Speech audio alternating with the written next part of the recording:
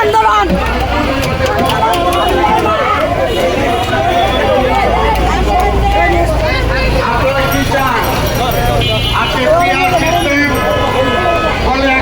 আন্দোলন করে আজকে জনগণকে বিভ্রান্ত করতে চাচ্ছে।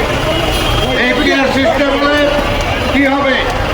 জনগণ ভোটের অধিকার হারাবে, জনগণ তার প্রতিনিধি নির্বাচন করতে পারবে না, আবার ফ্যাসিবাদের জন্ম হবে, তার এলাকায় এমপি কে নির্বাচিত হবে, জনগণ চাচ্ছে না।